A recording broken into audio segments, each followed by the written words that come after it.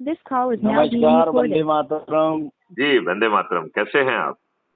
बस आपकी सब दुआ है, कृपा है। मैं और ये कह बताएं। रहा था हाँ हाँ मैं ये कह रहा था एक बहुत ही नया विषय जो आया है, हाँ हाँ जो भारत सरकार जो है एक कानून ला रही है कि 1-2 महीने जो है जेल में जाएगा अगर, तो उसको जो है मुख्यमंत्री पद और मंत्री पद से हाथ धोना पड़ेगा। मैं इससे मूल विषय की बात करूं पहले। इससे मैं भी मूल बड़ा विषय मूल ही कह रहा विषय हूँ। हाँ, ये तो बेकार की एक्सरसाइज है। मूल नहीं। विषय तो ये है कि इलेक्शन प्रोसेस अगर सही कर दिया जाए, चुरे जो आप कहते हो कि इतने सांसदों में से इतने जो है अपराधी छवि के हैं, बाहुबली हैं, धनबल हैं, बलात्कारी हैं, लुटेरे हैं, डकैत हैं, चोर हैं, उचक्के हैं, भूमाफिया हैं, तो अगर उनको रोकने की प्रावधान कर दिया जाए तो जब वहीं जड़ में ही नहीं जा रहे हैं, ये लोग जड़ में चले जाएं, ये तो पत्ते हिला रहे हैं इधर उधर, इससे क्या होगा? नहीं, ये जड़ में जाना नहीं चाहेंगे। हाँ जी इनके साथ ये प्रॉब्लम ये है कि जड़ में जाना ही नहीं चाहेंगे। जी ये बात मेरे को दिमाग में ये इसको बात को ये समझना पड़ेगा आपको, क्योंकि जी देखिए इनसे पहली बार तो कहा नहीं गया है। ये बात सुप्रीम जी कोर्ट ने भी कही, इलेक्शन कमीशन ने भी रिक्वेस्ट किया कि जब इस देश जी में जी चपरासी बनने के लिए आपको सचरित्र होना जरूरी है, तो जी कानून के निर्माता अनपढ़, गंवार, बाहुबली, अपराधी क्यों? राइट? तो कुछ विद्वान लोग मुझसे कहते हैं कि साहब क्या करें, यदि भाजपा जो है ना उनको टिकट नहीं देगी तो फिर दूसरी पार्टियां दे देंगी। तो मैंने कहा भाई कानून में प्रावधान तो कर दीजिए। कानून में जी प्रावधान कर देंगे तो कोई भी नहीं दे पाएगा ना। बिल्कुल सही कह रहे हैं आप तो बिल्कुल सही। ये कहना मूर्ख बनाने वाली बात है कि साहब जो जी दूसरा दे देगा, ये दे देगा, वो दे देगा, ये सब बकवास है। जी ये इसमें इनकी नीयत साफ नहीं है। ये जी अच्छा भारत आपको देना नहीं चाहते हैं, ये प्रॉब्लम है सिराज साहिल भाई। जी देखो इसमें नियत ठीक नहीं। जी आप मेरी बात से कहाँ तक सहमत है, कहाँ तक नहीं है? 10% सहमत है, तभी तो हम इस बात से दुखी हैं कि ये जो है किस तरह के सनातन राष्ट्र की बात करते हैं, सब जो है जहाँ अमंगल ही अमंगल हो रहा है। देखो यदि हम थोड़ी सी गहराई में जाएं और हम संविधान की जो बात कर रहे हैं, तो हम संविधान की जड़ पे क्यों नहीं जा रहे हैं कि 80% जी हिस्सा जो है वो गवर्नमेंट ऑफ इंडिया एक्ट 1935 का लिया है, और जी 20% हिस्सा जो बाबा आम्बेडकर ने बहुत मेहनत करके बहुत सारी जगहों से इकट्ठा किया, जी ये इन लोगों ने कभी ठीक ढंग से माने ही नहीं है। उसके सही विरुद्ध इन्होंने 55 कानून बना डाले। राइट? सही तो सही बात। अच्छा, अब चलिए उस संविधान में आपने लिखा बी पीपल ऑफ इंडिया, तो भैया मुझे वो तो बी पीपल कहीं दिख ही नहीं रहे हैं। राइट? चलिए अब आपने उस संविधान का पालन ना करते हुए 55 कानून बना डाले। अब उसके सही पहले चले जाएं, आपने अंग्रेजों से, डरे हुए अंग्रेजों से, जिनका कमांडर इन चीफ कह रहा है कि हमारी स्थिति बहुत भयावह है, हमें कभी भी बूचर कर दिया जाएगा, तो आप आजाद हिंद फौज का ट्रायल ड्रॉप करो, और उसकी बात मान के आजाद हिंद फौज का ट्रायल ड्रॉप होता है। राइट? अब वही व्यक्ति फिर एक एग्जिट प्लान बनाता है कि भैया विषम परिस्थितियों में भागना पड़े तो हम कैसे भागेंगे, किनको लेके भागेंगे, हमारा तरीका क्या होगा। तो ही लेड आउट ए एग्जिट प्लान कि इन अंग्रेजों को हम इस तरीके से लेके जाएंगे। और ये प्लान जो है, चूंकि वो खुद ही commander in chief of Indian arm forces था, लॉर्ड आचिनले, तो उसने अपने उस समय के viceroy mister Wavell, lord Wavell को सबमिट किया, और लॉर्ड बॉवेल ने उसे अनुमोदित किया। सही। इससे बड़ा कोई प्रमाण मिल सकता है कि अंग्रेज बेहद ही डरे थे? जी दूसरा प्रमाण है कि उन्होंने 1948 में सोचा हुआ था कि 1948 में आपको इस देश को छोड़ के भागेंगे। ठीक है ना? आप वो जो है ना उसके 8-10 महीने पहले भाग लिए।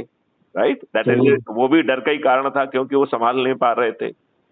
जी अब आपने डरे हुए अंग्रेजों से, अंग्रेजों की शर्तों पर देशवासियों को गुमराह करते हुए, उनके साथ विश्वासघात करते हुए इस देश का सत्ता हस्तांतरण स्वीकार किया, और जिन अंग्रेजों ने आपके ऊपर जो है ना गोलियां चलाई, आपका शोषण किया, आपके लाला लाजपत राय से लेके हर किसी को जो है ना कूटा पीटा, सब कुछ किया, अत्याचार किए, आपको बिना उचित वजह के फांसी पे लटका दिया, जी न्याय का ढकोसला करते हुए जी ऐसे अंग्रेजों को आपने ताउम्र पेंशन कैलकुलेट करके 700 करोड़ रुपए दे दिए। 1947 में आरबीआई के बैलेंस शीट से ये बात अभी फिगर आउट हुई है।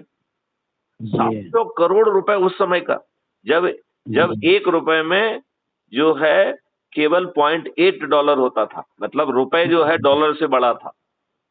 जी तो ये तो षड्यंत्र था, और उस षड्यंत्र के तहत सुभाष चंद्र बोस को इन्होंने हैंड ओवर किया। उस षड्यंत्र के तहत उन्होंने जितनी बदमाशियां की, अभी देखिए बहुत चीजें निकल निकल के आ रही हैं।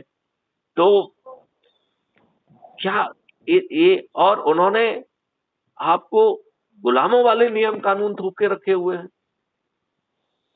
भैया ये आपके 1860 के आसपास जो भी प्रशासनिक व्यवस्था, पुलिस व्यवस्था, न्यायिक व्यवस्था इजाद की गई, आप मुझे बताइए वो सब क्या गुलाम भारतीयों को अपमानित करने के लिए, उत्पीड़ित करने के लिए, शोषित करने के लिए नहीं बनाई थी?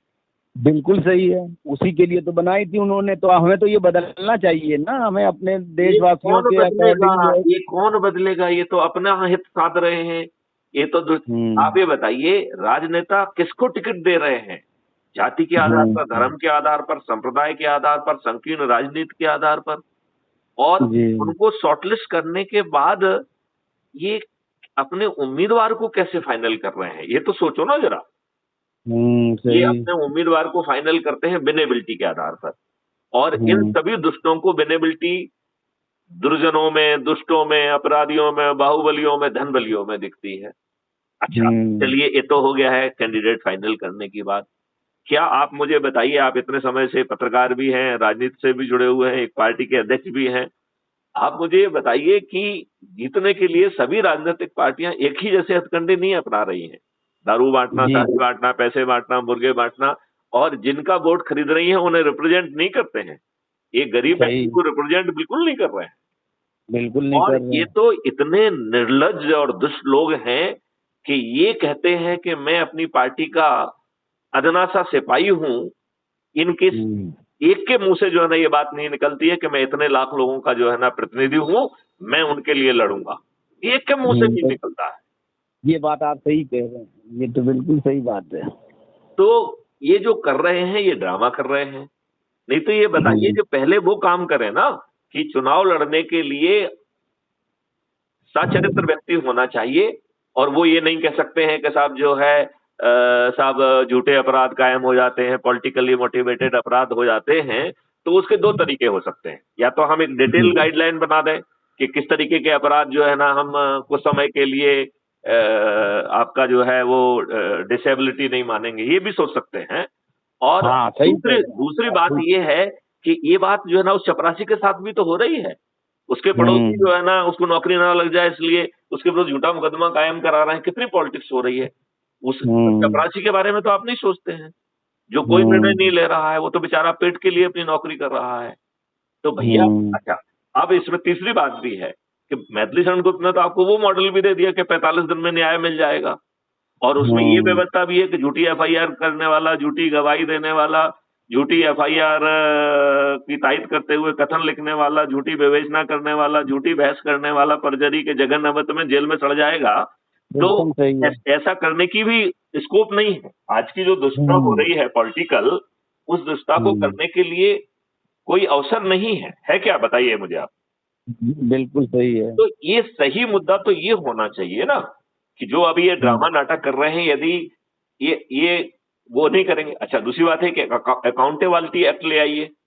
एवरीबडी इज अकाउंटेबल, ब्यूरोक्रेट भी अकाउंटेबल है, और प्राइम मिनिस्टर और सभी पॉलिटिशियंस भी accountable. Everybody is accountable in the country, even जजेज भी अकाउंटेबल है। तो अकाउंटेबिलिटी क्लॉज ले आइए।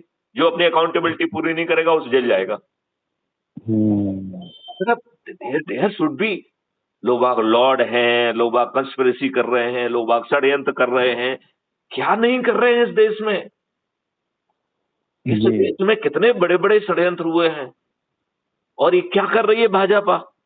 इन्हीं के मुखर्जी के साथ की जो है ना जम्मू एंड कश्मीर में हत्या की गई, और जवाहरलाल नेहरू ने उसकी जांच भी नहीं होने दी। आपको मालूम है कैसे कैसे उस जांच को अवॉइड किया गया था?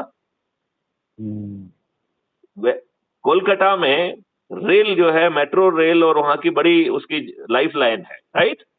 तो उन्होंने क्या किया कि जब उनकी माँ मुखर्जी जी की माँ जो है ना मांग कर रही थी कि भाई हमारे बच्चे की तो हत्या की गई है, इसकी जांच की जाए, तो वहां के मेट्रो रेल के टिकट बढ़ा दिए गए।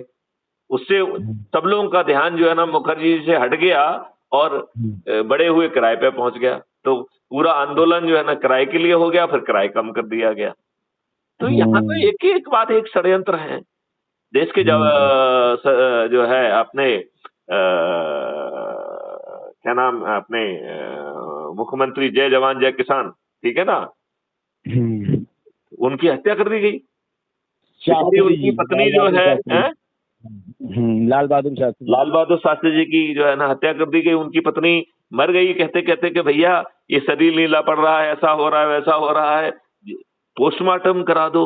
ये कितना दुष्ट देश है, इसके राजनेता कितने महादुष्ट हैं, जहां पे कि जो है ना देश के प्रधानमंत्री जहां पर जो है ना विदेशी भूमि पर मारे जाते हैं और वहां पर 2 व्यक्तियों को गिरफ्तार किया जाता है। आपको मालूम है रशियन गवर्नमेंट ने 2 लोगों को वहां गिरफ्तार किया था। वहां के एम्बेसडर कॉल हैं जो कि श्रीमती गांधी से रिलेटेड थे, उनके खानसामे को और उन सबको 2 लोगों को गिरफ्तार किया गया था।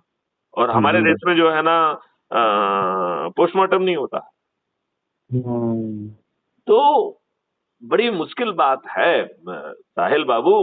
अब तो एक ही तरीका है, अच्छे भारत का संकल्प लो, अपने लोगों को संकल्प दिलाओ, चंद दिनों में 100 करोड़ हो जाओ।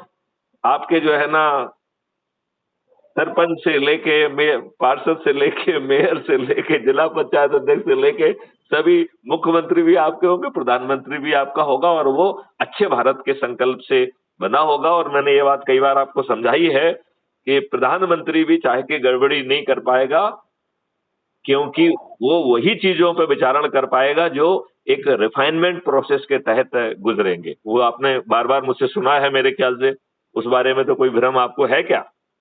नहीं। तो मेरा आपसे बहुत सिंपल ये कहना है कि हमारे पत्रकारों को बात क्यों समझ में नहीं आती है।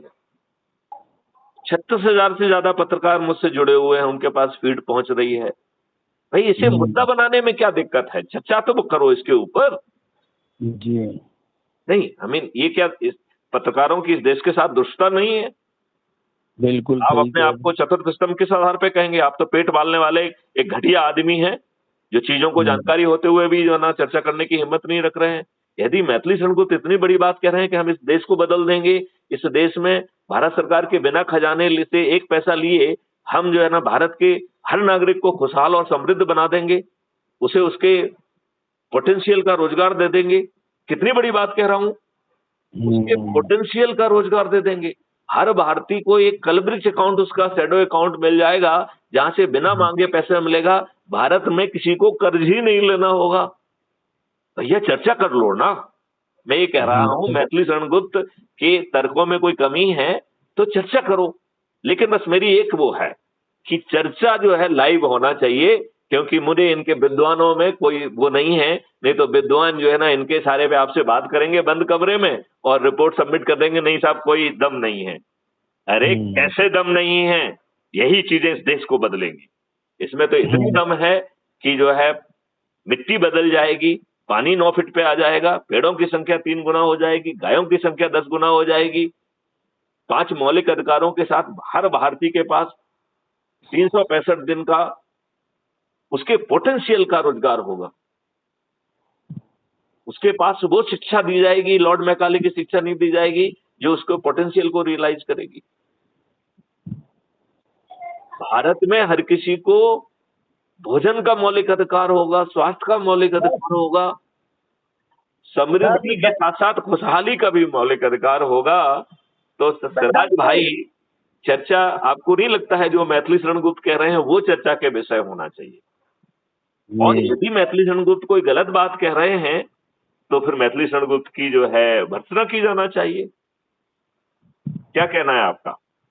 मेरा कहना ये है कि जो आपका प्लान है, जो बात आपने प्लान बनाया है, 5 जो मूल जो है आपके जो है अधिकार जो है और कर्तव्य मिलने वाले अधिकार हैं, और 21 जो है महालक्ष्य प्राप्त करने का जो आपने एकदम फुल प्रूफ बनाया है प्लान, वो प्लान इतना सॉलिड है कि अगर जो है प्रधानमंत्री नरेंद्र मोदी और उनके सलाहकार इसको लागू कर दें तो मैं तो ये समझता हूँ कि भारतीय जनता पार्टी को कभी भी जो है चुनाव कोई नहीं हरा सकता। एक दूसरा, देश में वास्तविक जो है राम राज्य स्थापित हो जाएगा, क्योंकि कोई आदमी किसी का जो है अन्यथा शोषण नहीं कर पाएगा।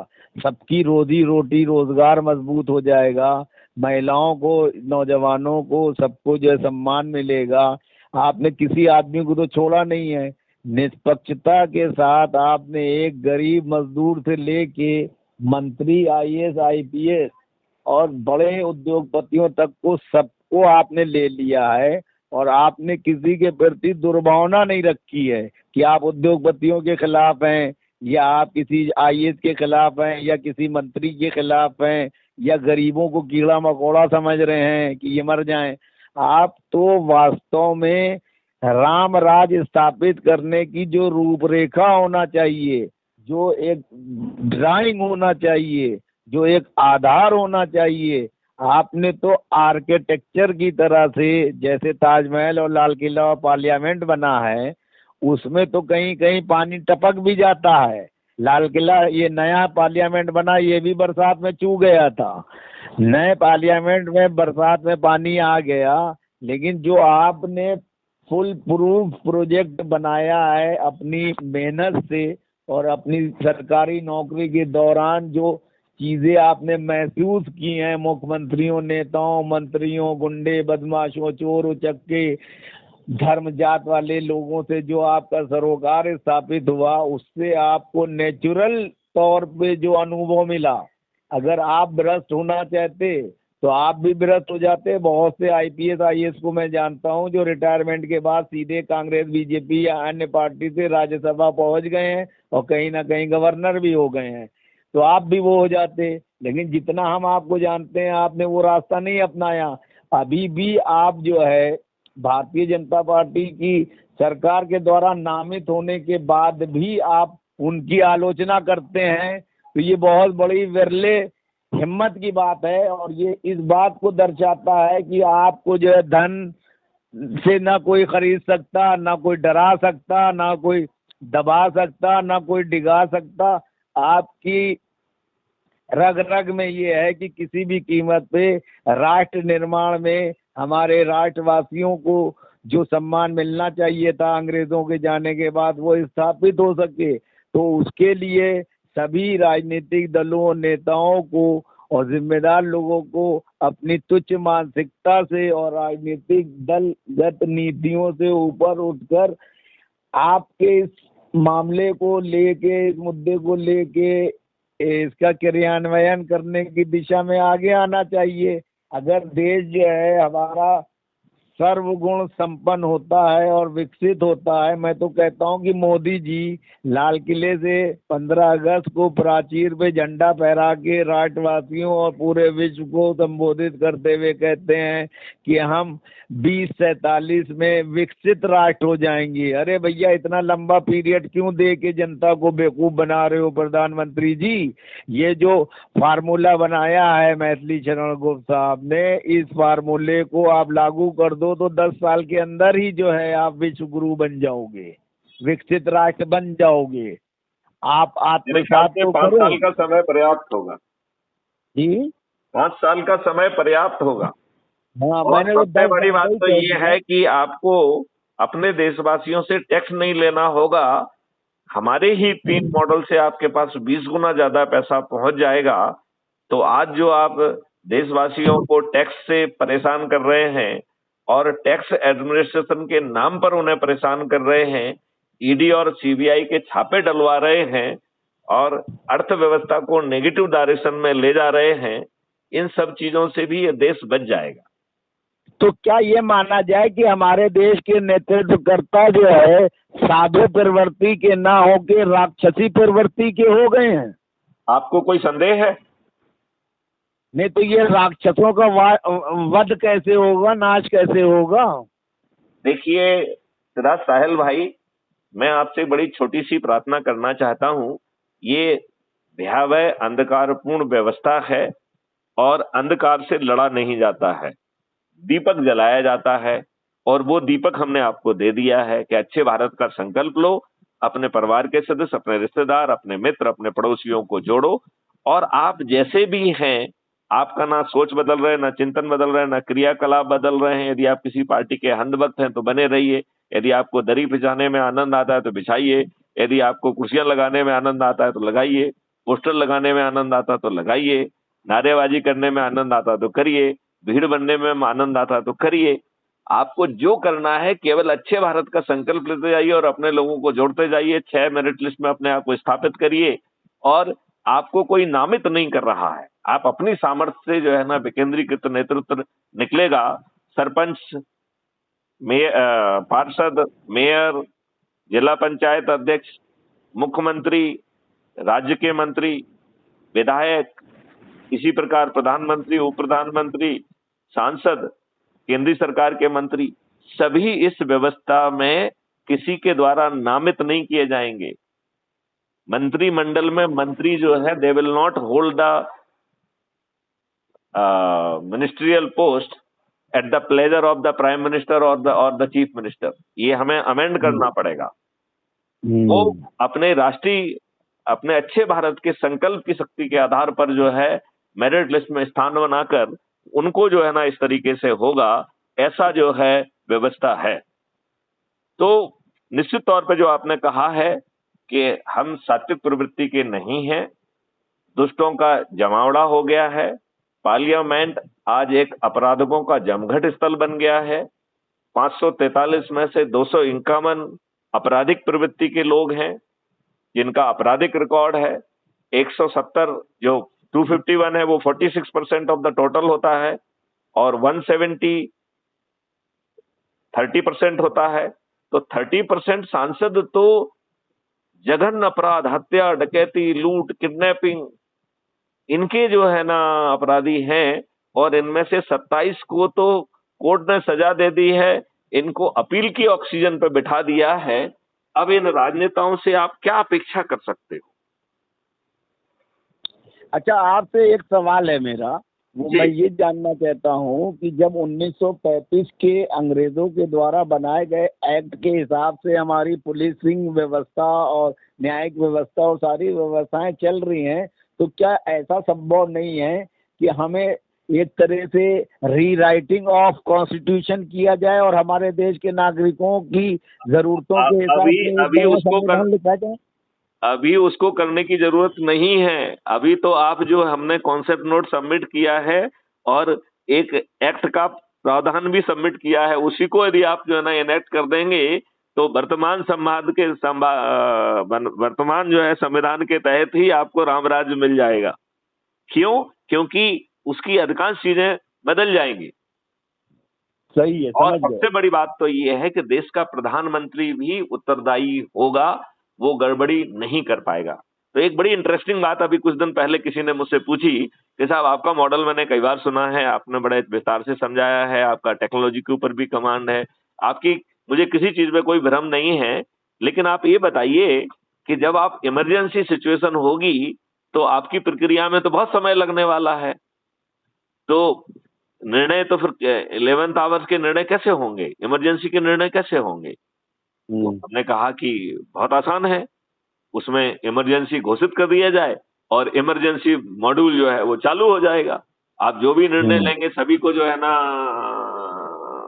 ऑब्जेक्टिव तरीके से 100% रिकॉर्डिंग होगी।